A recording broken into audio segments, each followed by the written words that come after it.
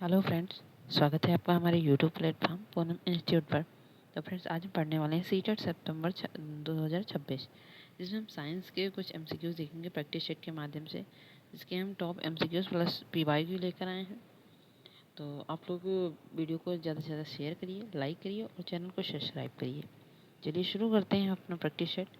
तो जो हमारा इसका क्वेश्चन रहने वाला है, वो पहला क्वेश्चन है कि निम्न में से कौन सी ग्रंथि 2 से अधिक हार्मोन्स स्रावित करती है। जो मनुष्य के शरीर में ग्रंथियां पाई जाती हैं, तो अग्नाशय, थायराइड या एड्रिनल या फिर पीयूष ग्रंथि, इन चारों में से कौन सी ऐसी ग्रंथि है जो 2 से अधिक हार्मोन्स को स्रावित करती है, या जिससे 2 से अधिक हार्मोन्स निकलते हैं। तो इसका आंसर जो रहने वाला है वो है पीयूष ग्रंथि। पीयूष ग्रंथि से 2 से अधिक हार्मोन्स निकलते हैं, इसलिए इसे मास्टर ग्रंथि भी कहते हैं। नेक्स्ट क्वेश्चन की तरफ चलते हैं। नीचे दिया गया कौन सा कथन सही है। यहाँ पर सही पूछा गया, तो कौन सा कथन सही है। सभी अधातुएं गैस होती हैं, ये तो गलत है क्योंकि सभी अधातुएं गैस होती ही नहीं। और सभी धातुएं ठोस होती हैं, धातुएं सब तो ठोस नहीं होती है। सभी धातुएं कठोर होती हैं, ऐसा भी नहीं है।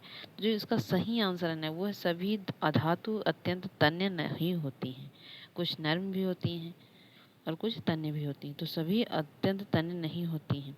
फिर नेक्स्ट क्वेश्चन, वाई कोई मानव निर्मित रेशा है जिससे प्राकृतिक स्रोत से प्राप्त किया जाता है। वाई क्या हो सकता है। जो ऑप्शन दिए हुए हैं इन्हीं चारों में से वाई कोई ऐसा पदार्थ है जो कि मानव निर्मित है, जो कि प्राकृतिक स्रोत से प्राप्त किया जाता है। तो क्या है, तो इसका आंसर रहने वाला हमारा रेयान। रेयान जो है ये प्राकृतिक रेशा है। नेक्स्ट क्वेश्चन, किसी विशिष्ट क्षेत्र में विशिष्ट रूप से पाई जाने वाली स्पीशीज को क्या कहते हैं। कोई अगर विशिष्ट एरिया है, उसके अंदर विशिष्ट रूप से एक प्रजाति पाई जाती है, तो उस प्रजाति को हम क्या कहेंगे। विशेष क्षेत्रीय स्पीशीज, प्रवासी स्पीशीज, या फिर संकटपन्न स्पीशीज, या फिर विलुप्त स्पीशीज। तो इसका जो आंसर रहेगा वो रहेगा विशेष क्षेत्रीय स्पीशीज। नेक्स्ट क्वेश्चन, वाई कोई ऐसा पौधा है जो उसमें क्लोरोफिल नहीं होता है। ऐसा कौन सा पौधा है जिसमें क्लोरोफिल नहीं होता है। जो पौधे मतलब हरे होते हैं, हरे पौधे ही अक्सर प्रकाश संश्लेषण की क्रिया करते हैं और अपना भोजन स्वयं बनाते हैं। तो जो प्रकाश संश्लेषण करते हैं तो उसके लिए क्लोरोफिल की आवश्यकता होती है। तो ऐसा कौन सा पौधा जिसमें क्लोरोफिल अब्सेंट होता है। तो घटपर्णी पौधा या फिर पिचर प्लांट, ये जो पादप होता है घटपर्णी वाला, ये मांसाहारी होता है। और मेपल वृक्ष, दूसरा है कसकुटा और शैवाल। शैवाल भी ग्रीन होते हैं, ये भी प्रकाश संश्लेषण की क्रिया करते हैं, उसमें भी क्लोरोफिल उपस्थित होता है। लेकिन जो इसका आंसर रहेगा इन चारों में से, वो रहेगा कसकुटा या फिर अमरबेल। क्योंकि अमरबेल ऐसा पौधा है जो कि एक परजीवी है, पूरी तरह से दूसरे पौधों पर आश्रित होता है, इसमें क्लोरोफिल नहीं होता है, ये खुद से अपना भोजन नहीं बनाता है। फिर नेक्स्ट क्वेश्चन की तरफ चलते हैं। धातु एक्स और धातु वायु वाई को उसके लवण विलयन से विस्थापित कर देता है। ये क्वेश्चन जो मेरा दिया हुआ है ये अपूर्ण है, लेकिन देख लेते हैं कि क्या होगा इसका आंसर। परंतु धातु जड़ को उसके लवण विलयन से विस्थापित करने योग्य है। इसमें कौन सा ज़्यादा अवक्रियाशील है। तो जो अवक्रियाशील माना जाएगा, तो देख सकते हैं कि धातु एक्स, जो एक्स धातु है, वायु को उसके लवण विलयन में विस्थापित कर देता है। यह मतलब इसका कहना है, ये निकल रहा है कि एक्स जो है ये अधिक क्रियाशील है वाई की अपेक्षा। तो ये अधिक क्रियाशील है, ये इससे कम क्रियाशील है। और फिर है परंतु धातु जेड को उसके लवण विलयन में विस्थापित करने योग्य नहीं है। जो यक्स होता है वो जेड को विस्थापित नहीं कर पाता है। तो सबसे ज़्यादा अभिक्रियाशील धातु कौन सी है। तो सबसे ज़्यादा जो अभिक्रियाशील होगी वो हमारी जेड होगी, क्योंकि एक्स वाई को तो अभिक्रियाशील कर देता है, लेकिन जेड को नहीं कर पाता, क्योंकि जेड उससे हाई होगा, वो उसे नहीं कर पाएगा। तो इसका आंसर रहेगा हमारा जेड। नेक्स्ट क्वेश्चन, किसी बिंब से प्रकाश किरणें किसी पृष्ठ पर गिरती हैं तथा पूर्णतः विसरित ढंग से परावर्तित होती। आप इस बिंब के प्रतिबिंब की प्रकृति के बारे में क्या कहेंगे। जो प्रतिबिंब बन रहा है उसकी प्रकृति के बारे में क्या कहेंगे। यह आभासी और आवर्धित होगा, कोई प्रतिबिंब नहीं बनेगा, यह आभासी और समान साइज का होगा, या वास्तविक और आवर्धित होगा। तो इसका आंसर रहने वाला है 4 नंबर, यह वास्तविक और आवर्धित रहेगा। नेक्स्ट क्वेश्चन, अपने कमरे में फर्श पर रखे किसी विशाल बॉक्स को सरकारे के लिए रेशमा का को निम्नलिखित बलों में से किसमें अधिक बल लगाना पड़ता है। फ्रेंड्स, ये क्वेश्चन मुझे समझ नहीं आ रहा क्या है, तो मैं इस क्वेश्चन को छोड़ती हूँ, अगले क्वेश्चन पे चलती हूँ। निम्नलिखित में से सही कथन की पहचान कीजिए। जो सही कथन, ये 4 कथन दिए हुए हैं, इनके बारे में जो सही कथन उसके बारे में पहचान करना है कि कौन सा कथन सही है। ध्वनि निर्वात में गमन नहीं करती। जो ध्वनि होती है वो निर्वात में गमन नहीं करती, ये तो बिल्कुल करेक्ट है, क्योंकि ध्वनि को जाने के लिए माध्यम की जब आवश्यकता पड़ती है, तो इसका आंसर तो यही रहने वाला है। ध्वनि का तारत्व उसके आयाम पर निर्धारित होता है, ऐसा नहीं है। कंपन की आवृत्ति निम्न तारत्व उच्च तारत्व होती है, ये भी नहीं हो सकता। ध्वनि की प्रबलता का निर्धारण कंपन की आवृत्ति द्वारा होता है, ये भी नहीं हो सकता। तो इसका आंसर रहेगा फर्स्ट। नेक्स्ट क्वेश्चन, नीचे दिया गया है कौन सा समुच्चय ऐसे ध्रुवों को संविष्ट करता है जो विद्युत के हीन चालक हैं, जो कि विद्युत के कुछ चालक हैं कहा जाए तो। चीनी, शैम्पू, वनस्पति तेल या फिर आसुत जल। आसुत जल जो होता है ये नहीं होता है। चीनी का विलयन, सिरका, नींबू, ये तीनों जो हमारे पदार्थ दिए हुए हैं ये विद्युत के अच्छे चालक होते हैं, ये हीन चालक नहीं होते हैं। टोटी का जल, शैम्पू, शहद, तो इसका आंसर रहेगा लवण, विलयन, नींबू रस, सिरका। नेक्स्ट क्वेश्चन, नीचे दिया गया कौन सा समुच्चय रासायनिक परिवर्तनों को संविष्टि करता है। रासायनिक परिवर्तन, कौन सा ऐसा समिष्ट जो रासायनिक परिवर्तन करता है, क्योंकि भौतिक परिवर्तन जो होते हैं अगर हम उन्हें एक बार यूज़ करते हैं तो वो पुनः से उसी अवस्था में आ जाते हैं।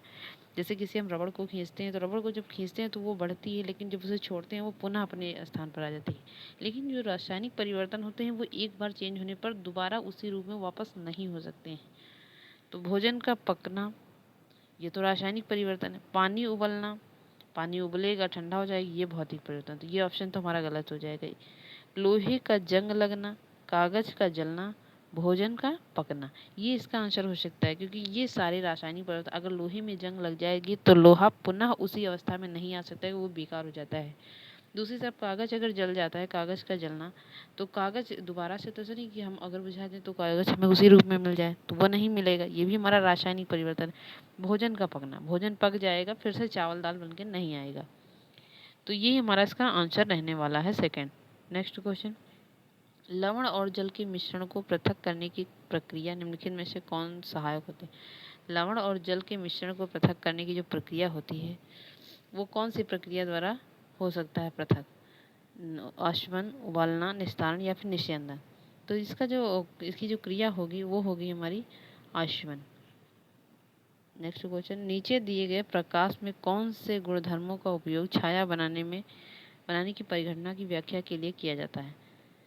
तो चार स्टेटमेंट दिए हुए हैं, इसमें से कौन सा सही है या सही नहीं है। नीचे एक पॉइंट है, प्रकाश अपारदर्शी वस्तुओं को से नहीं गुजरता, लेकिन यहाँ पर एक पॉइंट था कि कौन सा ऐसा स्टेटमेंट है जो कि गमन नहीं करता है, या इससे जो निगेटिव इस क्वेश्चन में पूछा गया था, लेकिन यहाँ पर इस क्वेश्चन में कहा नहीं गया, तो मैं इसे ऐड करती हूँ कि इसमें निगेटिव पूछा गया है। ऐसे कौन से प्रकाश के गुणधर्म हैं जो इस पर निर्भर नहीं करते हैं।